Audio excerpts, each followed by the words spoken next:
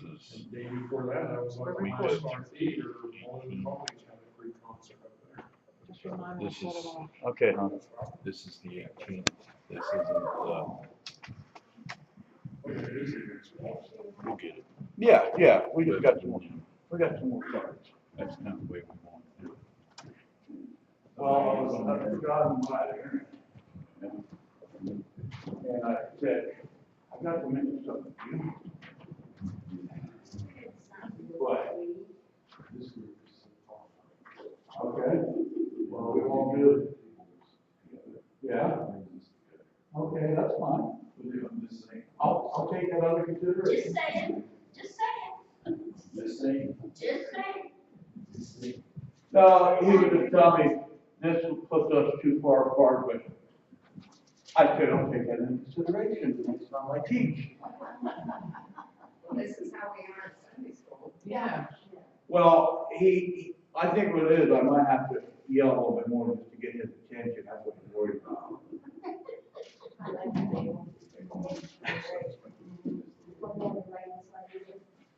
Okay, everybody, we'll give a couple more minutes in case someone's well like to come in, and if anybody feels like picking on Ron, go ahead. It was a good service this morning, Ron. Yes, it was, Ron. You did an excellent It was an job. excellent job. And I'm not making fun of you when I say that. I really mean Okay, thank you. it. Yeah, it was real good. Don't read between the lines, because there's none. You know what was really good was, when he's asking people to read, Jeff jumping in there, that was, Jeff was hungry, buddy. No, I'm not going to either. I'll let them. Jeff did a good job praying this morning too, I commended him on that. That young man's coming along, I'm so proud of him.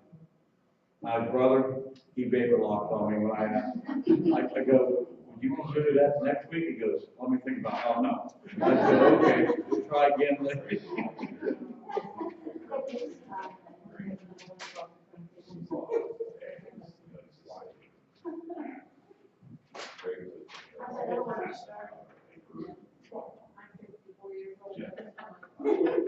What's that?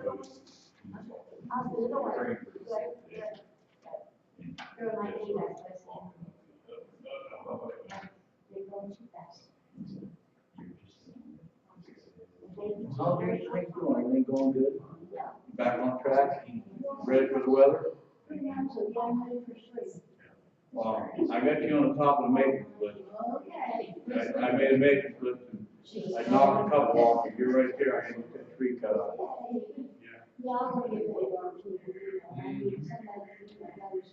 Oh, okay, well, you know, there's a list back here, I don't know if you've probably heard of it. There's a maintenance list, you write down what you need done, and then we'll get it taken care of. Oh, okay.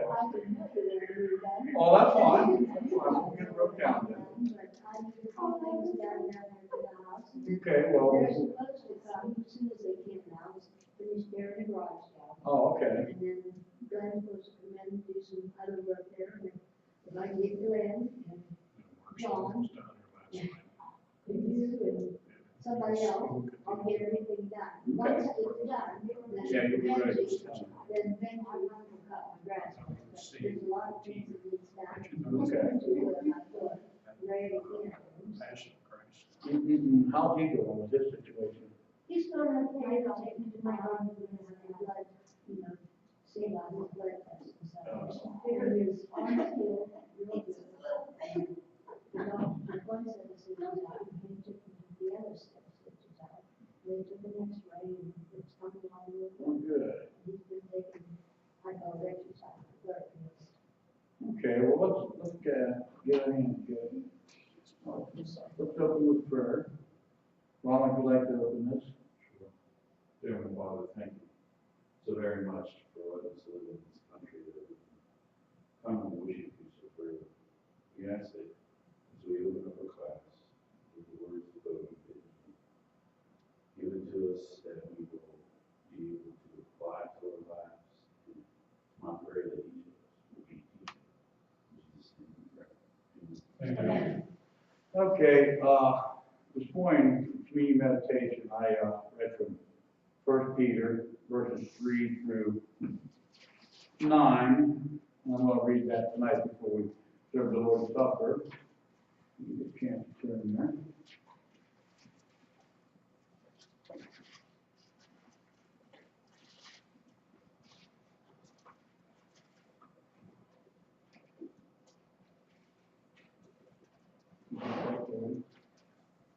I got that, I heard that. Okay, thank you. I'm paying attention. Okay. Blessed be the God and the Father of our Lord Jesus Christ, who according to his great mercy has caused us to be born again to living hope through the resurrection of Jesus Christ from the dead, to attain an inheritance which is imperishable, undefiled, and will not fade away, and reserved in heaven for you, who are protected by the power of God through faith for salvation ready to be revealed in the last time. In this greatly rejoice, even though for a little while, if necessary, you'll have distressed by various trials, so that the proof of your faith, being more precious than gold, which is perishable, even though tested by fire, may be found to result in praise and glory and honor at the revelation of Jesus Christ. And through you have not seen him, you love him, and though you did not see him now, but believe in him, you greatly rejoice with joy inexpressible and full of glory, obtaining as the outcome of your faith salvation in your soul. All right, I'm going to go ahead and pray for the supper. Lord, are we about to serve this supper to these people here at this table? I ask your blessing upon the bread and the blood. Help them through this week, Lord. Bless them, redeem them, keep them healthy, Lord. And I pray for all the people who have been here this morning at this table. They'll carry your word and your joy and your love out into the world. In Jesus' name, amen. Amen.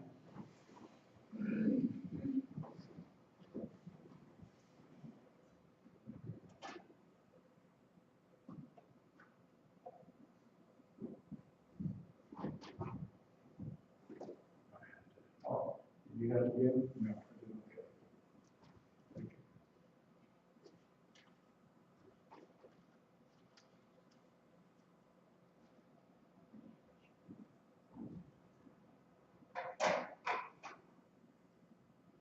Anyone else?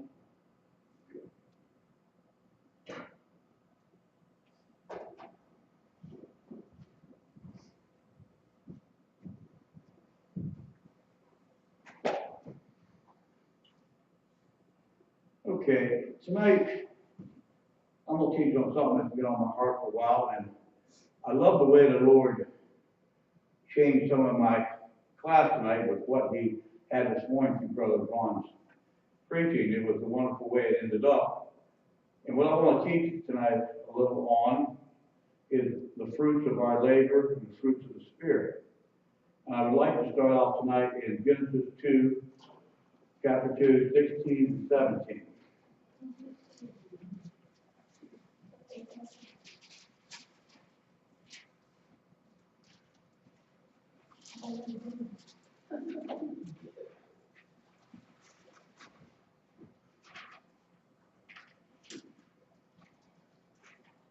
Someone like to read that? Goldie? Which one? 16 through 17, please. The Lord God commanded the man, saying, from any tree of the garden you may eat freely, but from the tree of the knowledge of good and evil you shall not eat, for in the day that you eat from it, you will surely die. Now, as we've all come well versed with the Bible, what do you perceive that would mean if you had to take it right now, if God was telling you that? Do you take that as a severe warning? Don't do it. He's telling you that, don't do it. But yet at the same time, as you can tell, he's saying that. He commanded him, but yet he said, you can tell by the way he said, he still gave you the choice. He gave you that freedom, the blessing of freedom of choice. Yeah. But he also warned you what was going to happen. Okay, let's move on to Genesis 3, verses 4 through 7.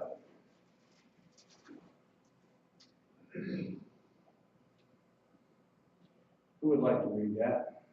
And the serpent said unto the woman, Ye shall not surely die, for God doth know that in the day ye eat thereof, then your eyes shall be opened, and ye shall be as gods, knowing good and evil. And when the woman saw that the tree was good for food, and that it was pleasant to the eyes, and a tree to be desired to make one wise, she took of the fruit thereof, and did eat, and gave also unto her husband with her, and he did eat. You say, and 7? Yeah, just 7. And the eyes of them both were opened, and they knew that they were naked. And they sewed fig leaves together, and made themselves aprons. Now, from what he just read, in your mind and your heart, what do you think is transpiring at this moment with these two people? What do you think is changing in them? Here. Fear, good one. You know what disobedience is, huh? Disobeying God, true. And what sin is. Yes. What about, now they can perceive things of good and evil. They can also tell, well, they can actually feel what sin is like now. Because up to that point, they were innocent. And the best way, I thought about this today, the best way to describe the innocence, I'm trying to perceive what they felt would be like a 6 or 7-year-old child. They just trusted the parent. They didn't ask for nothing else, but they knew the parent was going to provide for everything. And when I was reading this and studying this and looking it over, I began to see that everything was taken care of, but he still gave them that freedom of choice. He didn't rush in and stop them. He could have at any point stopped them because God is God. He knows what's going on all the time. But he gave them this choice, and now they're going to have to face the consequences of their choices.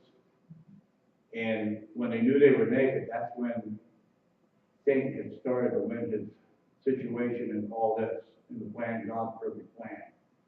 Because he gave them the ability to discern things, and that really shook them up. And one of the key elements of being shook up is being confused, losing track of your desire or your life's work or your love for your Lord. And then, what do you think about this, Ron? How would this apply to you? Well, The impression you get from these verses. what I take from it is we all cross this line somewhere along when we start to know the difference between right and wrong. Yes. We're right at the same point because of what Adam and Eve did. That sin goes clear to us. It's not their particular sin that we're getting in trouble with. It's our sins. Yes, absolutely. Now because they saw it, they disobeyed God. Now, sin has entered into the world. Now we go across that line there. And, it's fun to see a child, 10, 11, it doesn't matter, younger at times, when they come to that threshold, or they come to that understanding, and they want to do something about it, It's also fun to watch people that have lived in sin for a period of time, and they come to that understanding, that they are naked and they need to be covered with the blood of Christ. Yes. And that's what I was reading, and I find it so interesting. All this is transpiring, and the Father's watching. But I get an understanding of the magnitude of his love. The magnitude of love to watch his child make a mistake and know what's going to happen, the repercussions of what is being set in motion. I always use the phrase, when you throw a rock in a pond, it affects the whole pond. The wave goes through, and like you said, we're not feeling that same sin or guilt they're feeling, but we are dealing with it every day in our lives. And how we choose to go about taking care of facing the problem, relying on the Lord or not. And these two are hitting this moment I like the phrase you said, they're hitting their wall. They're facing their wall of life right now. Something else you just mentioned, as a parent, it's hard to watch your child go through something. And sometimes you just have to let them go through. I mean, as a parent, you can't run in and say, you know, grab them, shake them, and say, no, you're wrong, you shouldn't, you know. Sometimes you just gotta let them go through. Then I look at the magnitude of God and see how many children he has. You know, I have 2, and he has millions. And he has to go through this quite often. You can imagine the one that comes before us, the one that comes from after us, because God being an infinite being, he's got all the children yet to come. And I like what I tell people sometimes. What we're doing now, we're laying the foundation for the next generation. Because we are the ones that's going to bestow that upon our children, or leave something behind that's going to trigger something in the next group to see what God's got in his book. It's all back in his book. Jesus and his love and what he's done for us and died on the cross. But without this, people are lost. They're completely lost. You believe they learned what wisdom was then, and then they got the knowledge of it, of what wisdom was at that point? Well, see, the thing is, what I wrote down here, and also innocence was lost and guilt was felt. Can you And they imagine? feared the Lord. Yeah, they fear the Lord, and it'd be like coming home telling your father or your mother you let them down for the first time ever in your life, and you could see the hurt or hear it in his voice or their voice. And when I was reading this, I said, what this class is going to amount to tonight, something that's been bothering me for a while, and I wasn't sure how to address it. But thanks to the Lord and Ron's sermon this morning and how it worked out, this is coming together because it's something that is basically what I'm trying to work at, and this is our fruit of our labor, our fruit of love, and I want to get to a point that something's been working on me. But let's go on to same chapter, verses 22 and 23, if someone would read it, please. Then the Lord God said, Behold, the man has become like one of us, knowing good and evil, and now he might stretch out his hand and take also from the tree of life, and eat and live forever. Therefore the Lord God sent him out from the Garden of Eden to cultivate the ground from which he was taken. Now, 2 key things here you pick up on, but as me, is growing in the Lord, because I used to read like everybody else, and then I wouldn't pick it up. And now as I read the Lord, I go, wait a minute, look at this. You notice the key word, God said us. Now, who are we perceiving here? Who would you think we're perceiving when he said us? I know it's not the angels. Christ, Holy Spirit. the Holy Spirit. And what I think he's trying to get across is, he knows we can't handle that. And he perceived that. And the second part of these verses is, he made him leave the garden for a simple reason is, the tree of life was there, and he didn't want them to live forever, because one thing can't live forever. What's that? Sin. Sin cannot be in the forever part. God cast Satan out of heaven because of this. Satan knows his end's coming, he's going to be in hell. And he does not want these 2 children eating from the tree of life. Now, am I perceiving correctly? Do you feel, what's your opinion on it, Brian? This world is full of sin right now. Oh, yes. When you read, well, I read Revelation, we've been studying, and that's where the tree of life is now. Yes. We're not gonna see that tree until we're there, until we're free of sin. When we're free of sin, and we're life eternal. But it's wonderful how the Lord can leave, I call bits and pieces in each chapter, and you pick up on it and it helps you with your life. And what we're looking at right here is set the stage for the rest of the world. We face it every day. We're descendants of Adam and Eve, and we're facing the same thing they crossed. But the wonderful thing about God is he gave us a way out. That's his son. And I think too, like at this point is conscience and conviction, that, their conscience was, struck, Yes. by what they did, and now they're convicted of their sin. Well, yeah, it's just like, I like to look at it this way, like in the middle of the week, all of a sudden, everything was going smoothly, and it seems like 3 tons of pressure has been put on your shoulders. And that's what these two, I can imagine, are facing right now, because can you imagine letting the father down? Seeing and talking to the father? Can you imagine the guilt and the shame they felt? It's, Also, realize something too, they didn't have Christ at this time. yes, We did. yes. They committed a terrible, terrible sin. And the Lord said, that Brian talking about the tree of life, it's in heaven and stuff.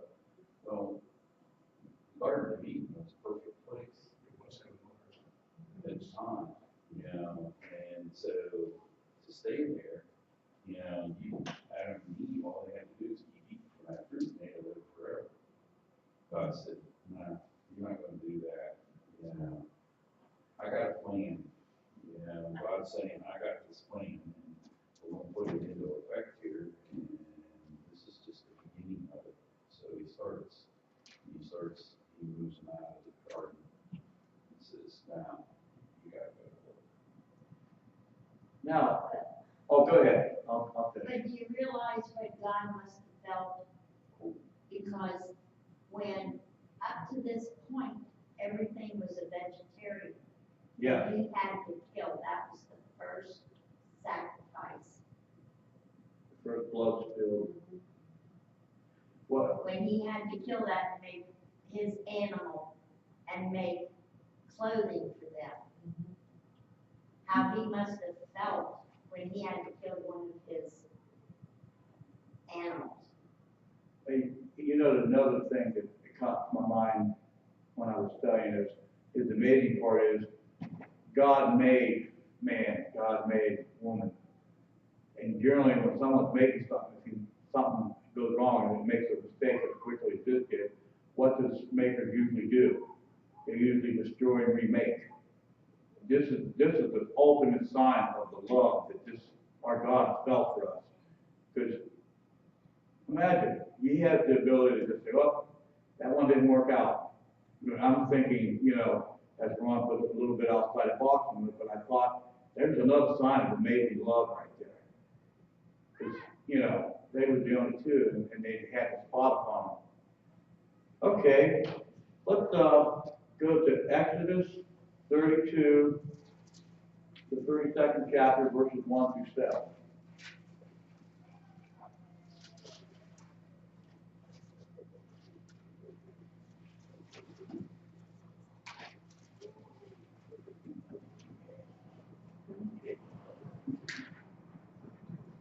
Okay, would someone like to read that?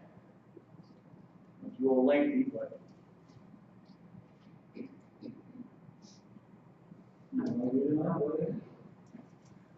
Now when the people saw that Moses delayed to come down from the mountain, the people assembled about Aaron and said to him, "Come, make us a god who will go before us, and for this Moses, the man who brought us up from the land of Egypt, we do not know what has become of him." Aaron said to them, "Tear off the gold rings which are in the ears of your wives, your sons, and your daughters, and bring them to me." Then all the people tore off the gold rings which were in their ears and brought them to Aaron. He took this from their hand and fashioned it with a graving tool and made it into a molten calf. And they said, "This is your God, O Israel, who brought you up from the land of Egypt." Now when Aaron saw this, he built an altar before it, and Aaron made a proclamation and said, "Tomorrow shall be a feast to the Lord." So the next day they rose early and offered burnt offerings and brought peace offerings, and the people sat down to eat and to drink and rose up to play.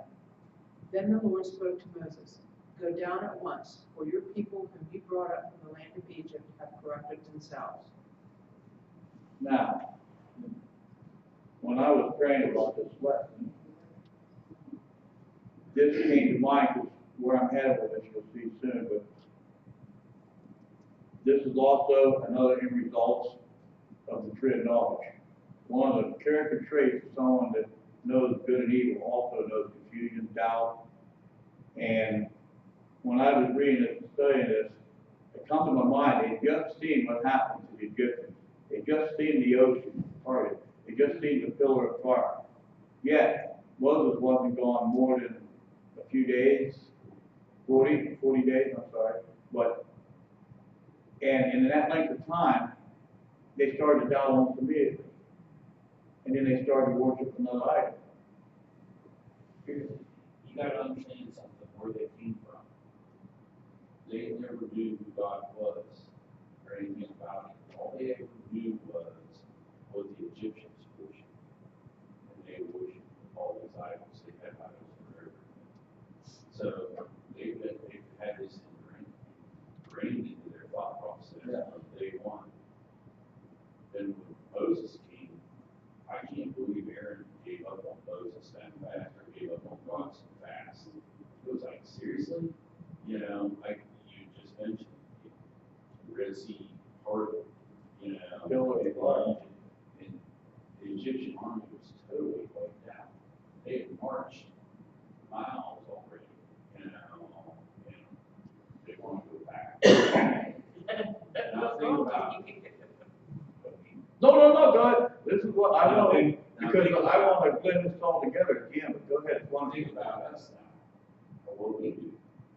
Don't we do the same kind of things? Yeah, but they, in my defense, I have to go by faith. They had eyewitness accounts, you know. Exactly. But here's the point. See, I would be more petrified if I had seen those things. I mean, pillar of fire, pillar of smoke, part of the sea, and you're going, man? Yeah, exactly. That's what I mean. It's like he said, they just, I mean, I know they grew up differently, but seeing all that and knowing the murders being performed, they just right away just doubted and just threw it all away. Think about what we do, though. Yeah. That's what I'm saying. Where do we run? Exactly. You know, I mean, as soon as things start going south for us, where do we run? We run back to our old selves in the world. Or do we run to God? Sometimes without thinking about it, run into the old self, because it's just habit. It's, you know, second nature, don't even think about it. It's like, oh, I'm sorry. But you also got to remember the 10 plagues that came down from God. You know what I mean? You're talking about all these miraculous things that were going on. You know what I mean? Yeah. Then Uncle Lewis, he preached a sermon called Living with Frogs. Sleeping with Frogs. That's One last night. One more day. One more day. Yeah, one more I night. never have had a chance to He won't like give it. up the frogs. He said So tomorrow. you get to stay with it one more day? It's like, seriously? Well, the thing about this, what's so incredible, and an example of what happened with the tree of knowledge when sin and doubt interwove, you have a mass group of people here. Well over 500,000 and closer to 1 million. And what happened was it probably only took 1 or 2 to create that doubt. And the thing about it is, the larger the group, sin is quick to change it if we're not there to protect the group. And that's where the family comes in. This family got lost because the sin was still there strong, like Ron said. They didn't get to know God yet. And plus, they didn't have Jesus like we have. But the thing is, my example here is you took a large group of people in just a few days, or 40 days, which is nothing, and they all started to turn away from God immediately. Even though they'd seen the water parted, the pillar apart, the Egyptian army destroyed, yet just in 40 days they started to make idols because as a group, it's always the phrase where one moves, they all move. One makes the decision, they all make the same decision. And that is what's starting to happen all over the world. Because as sin gets its grip on things, it just spreads. It's an invisible thing, but it spreads fast. And that was what I was wanting to read that for, to get that thought in your head about the large group scenario. Now, I want to move on to 1 Corinthians 13, chapter 13, verses 4 through 8. But I want to get Brian and Jim in, because this is interact with my lesson tonight. I want them to have it, so they can take them home with them. You're welcome. 1 Corinthians what? 13. 1 Corinthians 13 verses 4 through 8, isn't it? Yeah. Now, the reason I chose this verse, it goes hand in hand with God's plan of salvation. We all had this morning, and as you can see, these are the steps to get to the Lord. And the most key one is live faithfully. And then we're going to go back to living faithfully. Let me get to 1798.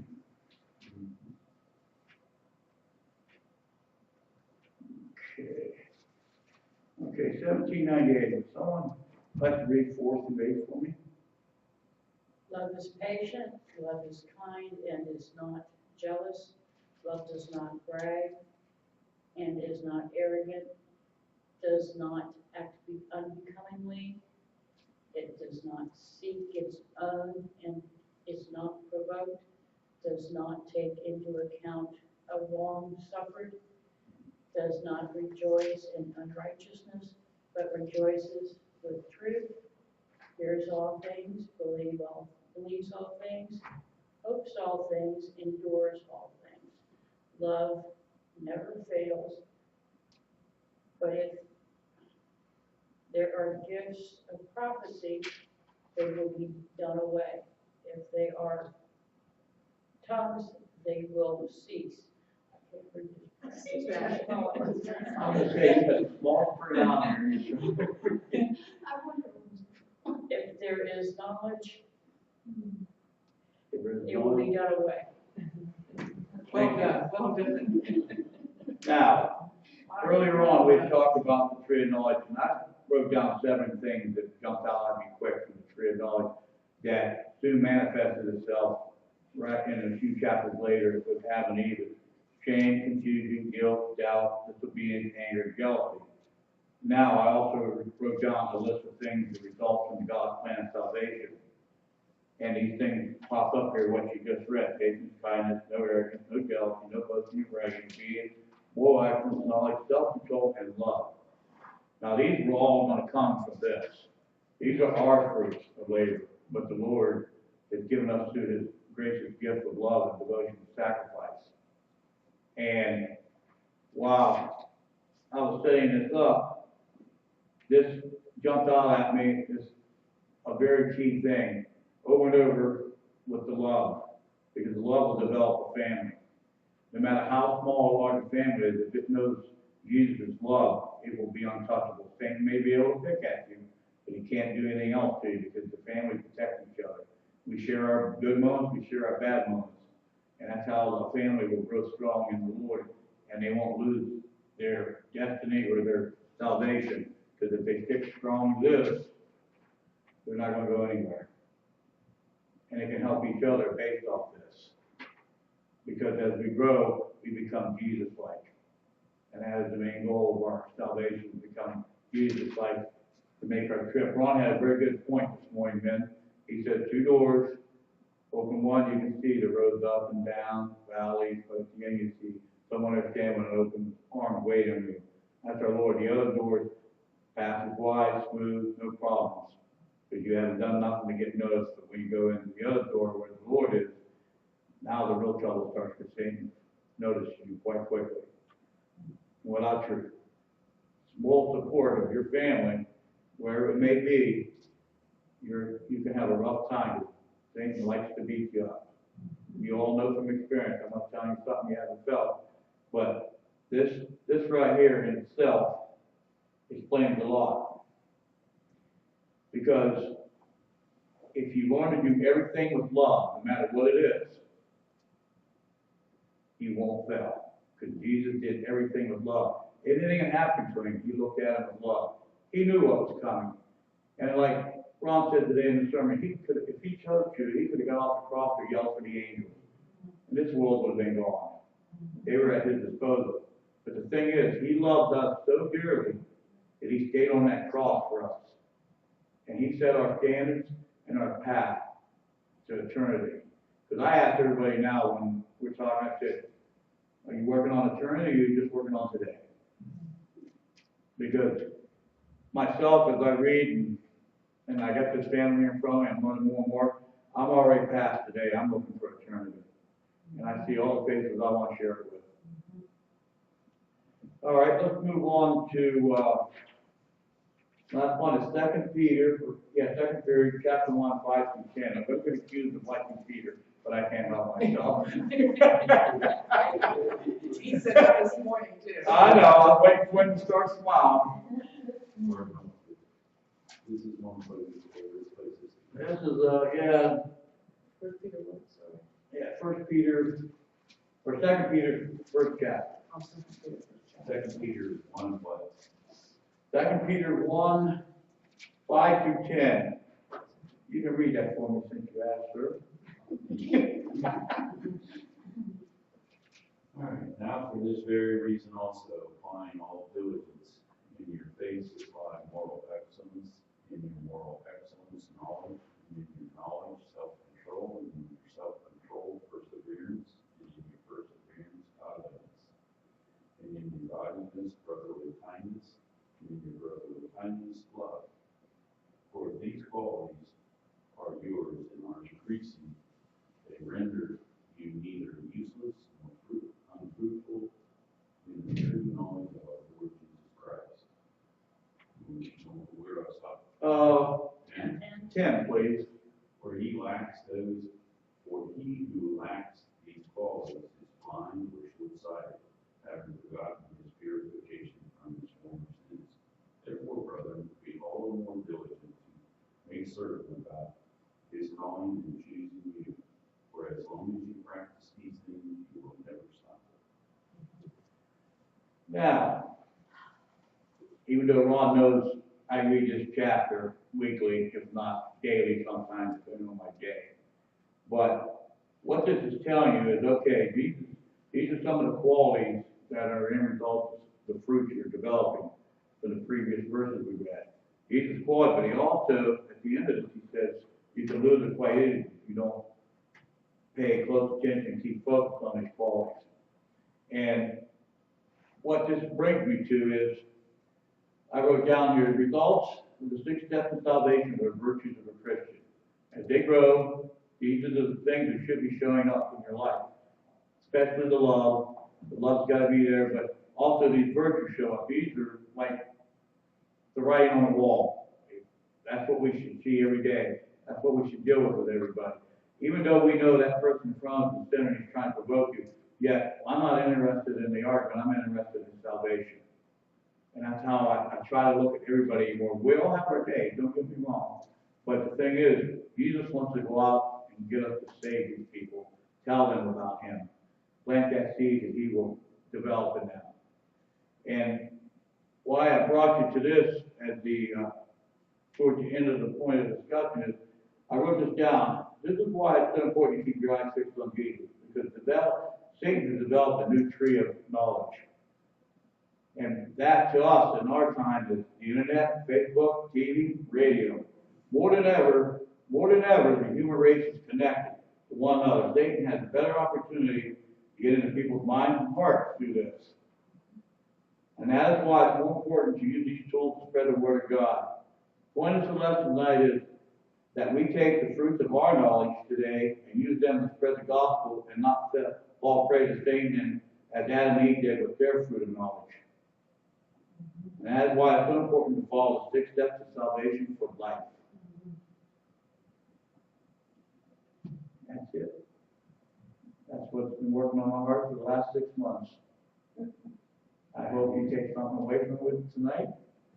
We got about 25 minutes for open discussion, so I want to hear what you have to say, family. A lot of conviction.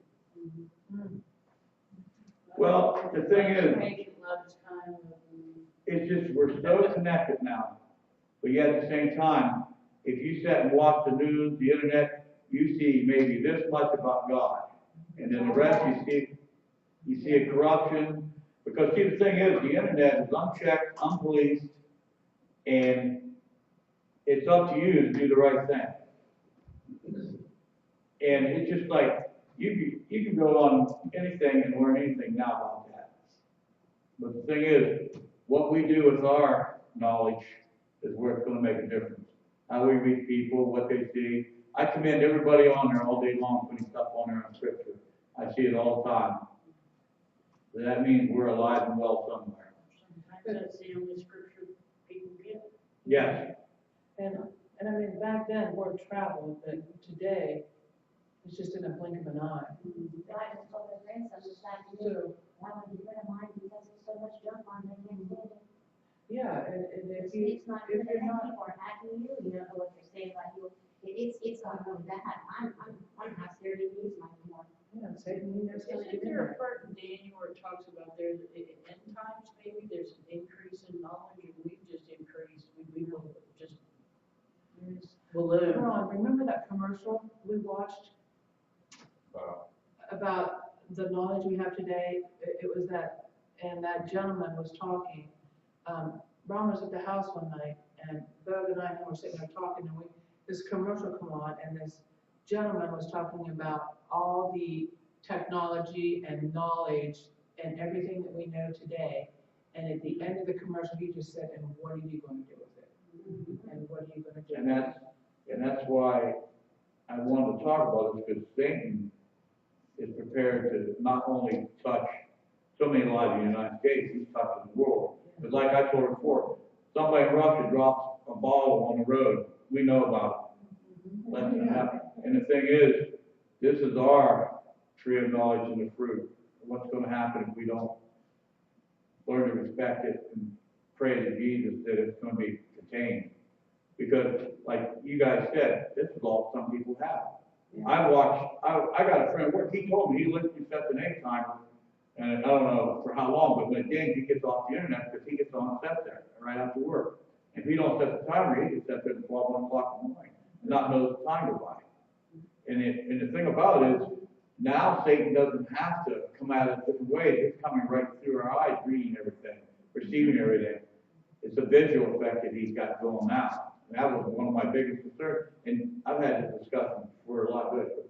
Well, I was just gonna say, I had some work done on my car the other day, and I went in this garage and, it's just a little cramped room, and where I was sitting, I could see, into the garage there, and there's 5 stalls, and they are just a massive amount of work going on. One car come in, and 2 would go out, and 2 would come in, and 4 would go out, and it was just a constant thing. And I was sitting there, and I was thinking to myself, the man would come in and answer the phone, or somebody would come in and get something and do something.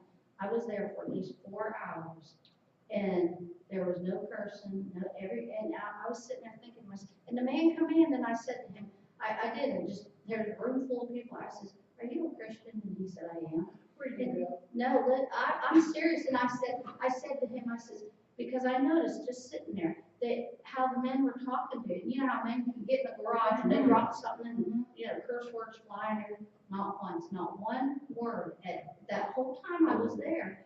And he said, well, he said, I'll tell you right now, they're not all Christians, but they know I am. And he says, I said, out of respect. I mean, that was just like, it just hit me right between the eyes, that they don't carry on like that. And I thought, but you know what, how many women come in and go out with their cars to have their cars worked on? What an impression that made on me. Yeah. And I told him, I said, well, I'll bring my business back, Yeah. just for that reason. When you go to tell him Jesus is now. Yeah, and I was just so impressed. I was like, wow. And I was only there 4 hours. I've never been there before. And just in that amount of time, I seen that. Yeah.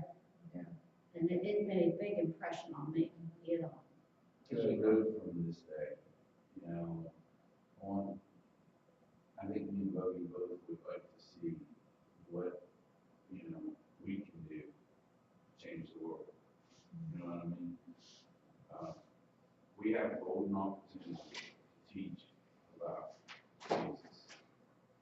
Our area, you all said it in the last while, that, being bombarded with social media, ungodliness. There is not a news report that you listen to that isn't bringing something of a negative atmosphere. But for us, we believe that our niche in this community is to teach people about the love of Christ. And that's the most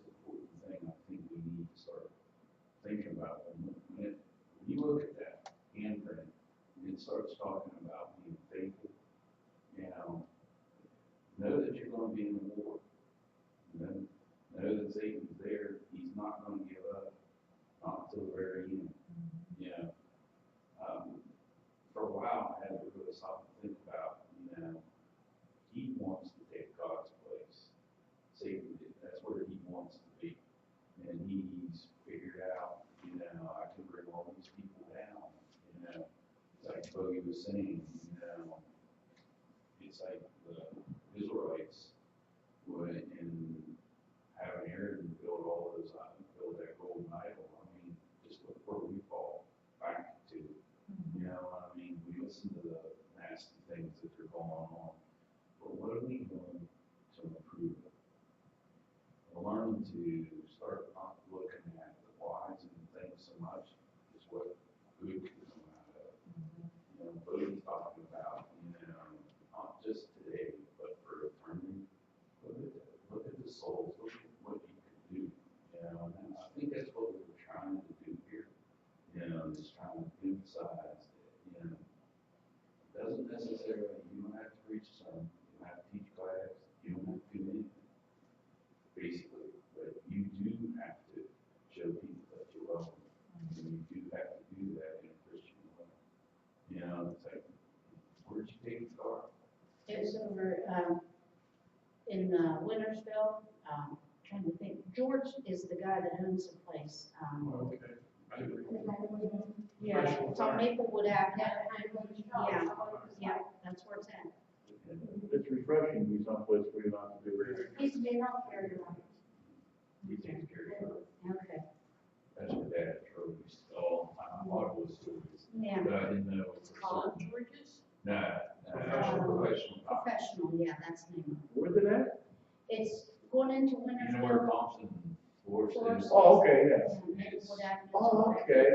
It may not be right beside them. But Yeah. it's right there. Yeah, right on top of that. Yeah, there's a collision place right there too.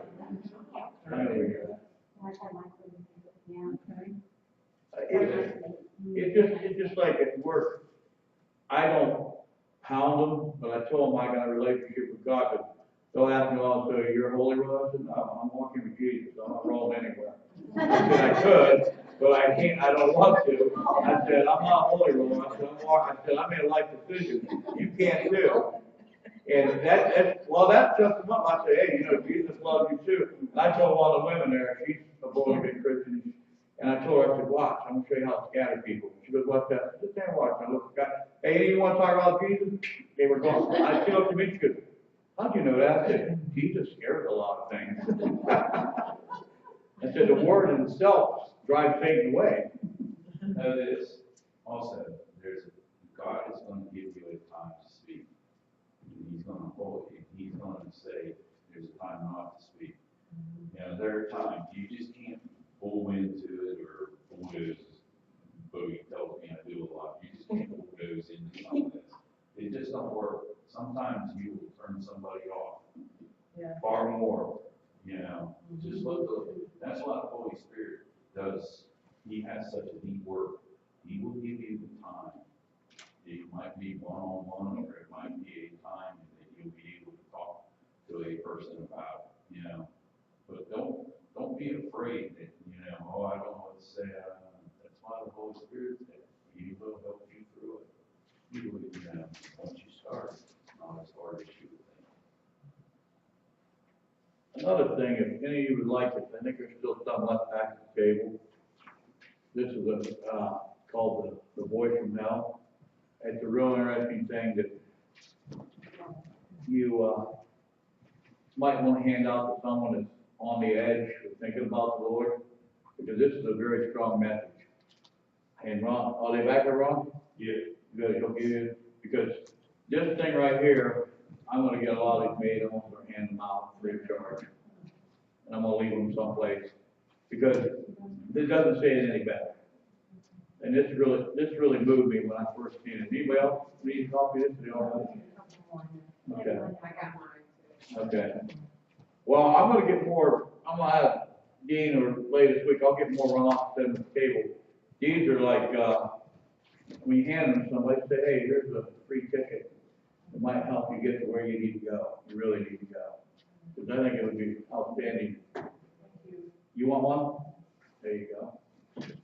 But, it's a very good letter. Okay, great. You never know what that piece of paper might do. Because the thing about it, if you leave these lay around, someone picks it up and reads it, and then curiosity starts. And then it can go from there. Well, I hope you guys enjoyed this class. Well, I have something to say about prayer. I do pray a lot, and I do ask the Lord for help a lot sometimes, I think, but I've been praying, my grandson's getting ready, trying to open up a flower shop. And behind my place, he wants to have his own business, and he wants to do this. So his building's in, and he's been working on putting some drywall and stuff, but whatever you have to do to get his building ready. I haven't been in it yet. Josh? Yeah, I haven't been in the building yet. It's behind me. Okay. Anyway, his stepdad, due to taking care of his mom so much, he hasn't really had a lot of time to come down and help him. And Josh had got a carpenter, and he's always been office work. So he's struggling, and he was up there one night, he was trying to do some drywall and insulation, and I guess he done some, okay, I didn't know how. So last night I laid in bed and I was praying, Lord, please, there's gotta be a way for me to get this building ready. He's gotta get this opened up because he needs to get back making some money. He's getting short on what he's at. He needs to get back to work. Please, Lord, just please bring him some help. So today I came to church and I went home and he came in and he said, so-and-so's coming over, we're gonna go back and work up the building. And I said, okay, and pretty soon I looked out, there's 2 cars back there. And next time I looked out, there's 3 cars back there. And he got locked up with it. Good, amen. And it had to come from the Lord because, I was praying as hard as I could pray. Please help this kid get this building ready, you know, he needs to. Aw, that's awesome. And so they're working away when I came to church tonight. Were they? Nice, nice. Yeah. Get ready. Love it. Hey, that's what it's all about, having faith in the Lord. You'll do it. Who else is going to? If I can't pray to the Lord and ask him who else is going to? You know, You're that's what I have. You're the right That's way. what I do. Anything else? Anybody have a thought?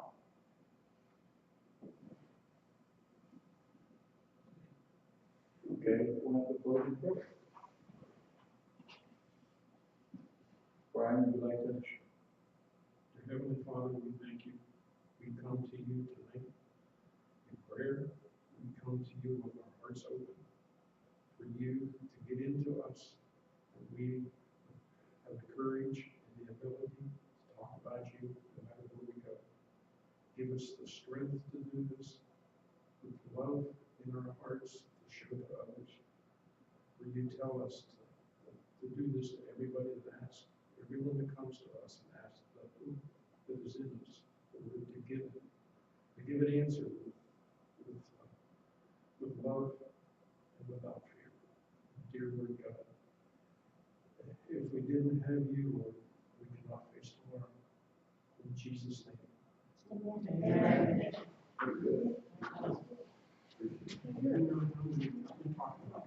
You know how many times in John chapter 4, the Colossians 21 verses, 27 times. How many times God is in it? 29 times. I'm glad you waited for that tonight. He was there. He was there. Yeah. Sometimes 6, 7 times. But I started. Look at Lynn, you were in bed, she looked